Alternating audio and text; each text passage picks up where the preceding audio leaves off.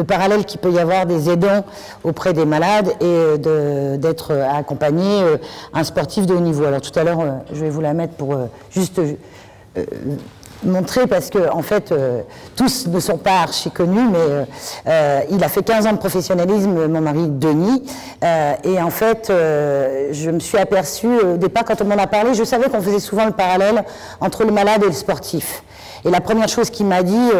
de toute façon, leurs combats, ce sont tous des champions. Voilà, pour lui, parce que dans le challenge qui se mettait régulièrement, c'était un challenge pour lui positif, même si avec des moments difficiles, avec des moments d'injustice, il ressent, en fait, quand on en discutait, effectivement, il y a des analogies qui peuvent se faire entre le sportif de haut niveau et le malade, qui sont vraiment très proches l'une de l'autre, même si, évidemment, l'enjeu n'est pas le même. En toute modestie. J'ai un message de Thomas Castagnette qui me dit: Florence est une top nénette, tout va bien sinon, viens au Pays Basque avec nous, j'espère que tu vas bien. Thomas Castagnette, vous voyez qui c'est, hein, c'est le petit prince, celui qu'on appelle le petit prince, numéro 10 de l'équipe de France de rugby, et qui est un super pote de Flo. Et donc, en fait, on s'aperçoit que dans une carrière, tout n'est pas lisse, comme certainement dans le parcours du malade, et qu'en fait, les accompagnants sont extrêmement importants. Alors là, le professeur Mann parlait de l'époux, mais il y a les amis, il y a, dans le cancer du sein, il y a les amis, il y a les sœurs, il y a les mamans, il y a toutes ces personnes-là. Les accompagnants, c'est pas juste une histoire de couple. Moi, avant que je rentre dans la vie de Denis, son accompagnement, c'était ses parents, probablement, puisqu'ils l'ont accompagné depuis ses 5 ans qu'il a commencé à jouer au rugby jusqu'à, moi, c'est 26 ans que je le rencontre. Et en fait, dans ce parallèle que je voulais faire, et dans le texte que je vous écris, et je vais m'appuyer dessus, ce que je voulais surtout, c'est l'avoir écrit avant, pour que vous puissiez le lire, et qu'on puisse dialoguer, échanger, parce que c'est ça tout l'intérêt, en fait, c'est de se dire, aujourd'hui, est-ce qu'il y a des choses que vous avez lues, que vous avez ressenties également. Les points pour moi qui étaient les plus importants, c'est de dire que c'est le combat d'une vie pour vous, c'est le combat d'une carrière pour un sportif. Être accompagnant, c'est être extrêmement présent, savoir essayer d'être le plus juste possible dans l'accompagnement qu'on fait, c'est-à-dire essayer de répondre dans les moments les plus difficiles en étant effectivement le plus solide possible. Et dans l'accompagnement que l'on va faire, c'est savoir accompagner, mais sans être complètement dans le domaine technique. Et ça, je l'ai bien marqué, c'est que moi, je ne suis pas coach. Je ne connaissais pas les stratégies de jeu, je connaissais quand même les coéquipiers, je connaissais l'équipe, et le point sur lequel vous avez insisté tout à l'heure et qui était intéressant, également quand vous en parliez, c'est de former une équipe. Et ça, je pense que c'est extrêmement important pour le patient, dès qu'il arrive, de comprendre que toute l'équipe qu'il va avoir autour de lui, aussi bien dans le parcours de soins, que ce soit la diététicienne, mais que ce soit le radiothérapeute, que ce soit le chirurgien, que toutes ces personnes-là, en fait, sont là pour vous, et on travaille ensemble, j'imagine, de la même façon où moi, quand je voyais mon mari dans son équipe, il n'y avait pas que le coach qui décidait, il y avait tous les autres joueurs autour qui formaient effectivement leur équipe et qui travaillaient ensemble à l'amélioration. Et on voit bien que dans les moments de difficulté, où ils pouvaient ne pas être sélectionnés, être mis de côté sur le banc de touche pour une mésentente avec un coach, c'est toute l'équipe qui se met en route autour pour le maintenir dans sa performance, pour l'aider quand même à chaque entraînement à donner le meilleur de lui-même pour pouvoir gagner sa place le week-end d'après. Alors ça, c'est quand je disais des variations, ça change d'une semaine à l'autre. C'est-à-dire que pendant 3 ou 4 matchs où ça se passe très bien, effectivement, on le voit extrêmement à l'aise, on le voit meneur même dans l'équipe, et il suffit qu'à un moment, à un match, ça ne se passe pas, ou que le corps ne réponde pas, parce que leur corps est aussi important et ils y sont extrêmement attentifs, pour qu'ils ne soient plus sélectionnés ou plus mis sur la feuille de match, ou même à titre de remplaçant. Et à ces moments-là, on les voit effectivement perdre toute la confiance, toute la combativité qu'ils avaient. On les voit sur une phase de démotivation, et je pense qu'au long du traitement que vous vivez, vous ne pouvez pas être à 100% effectivement dans la motivation, et qu'il y avoir des moments où effectivement, c'est à ce moment-là que les personnes qui vous entourent, en tout cas moi et les amis qu'on était autour de lui, c'est dans ces moments-là qu'on fait en sorte que le doute ne s'installe pas et que la motivation reste, et que s'il faut extraire à un moment donné de la partie compétition ou de la partie combat contre la maladie, il faut savoir prendre un peu de recul pour mieux revenir et être mieux armé au moment où on va repartir,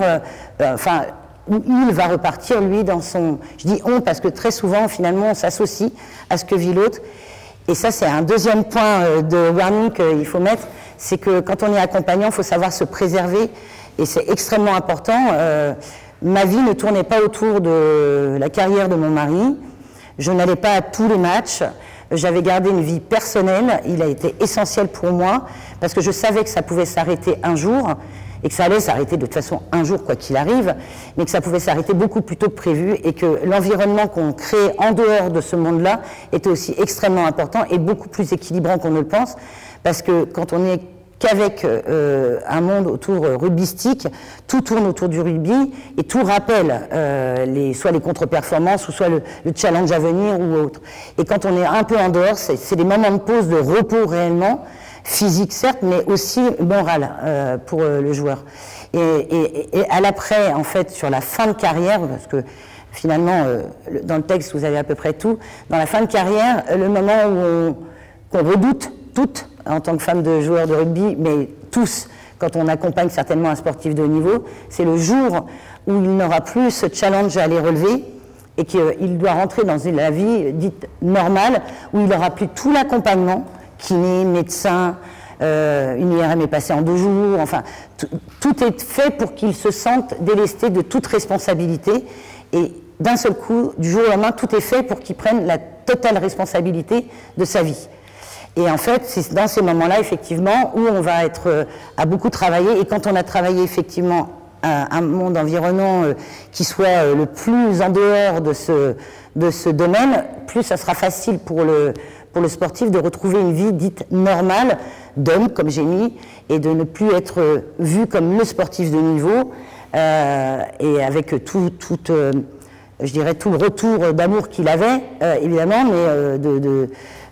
comment je le qualifierais, et du jour au lendemain, alors ça reste un petit peu de temps, mais la reconnaissance, on va dire, et puis après, il faut exister en dehors de cette reconnaissance, et il faut exister, j'imagine, dans le parcours de la maladie, il faut réussir à quitter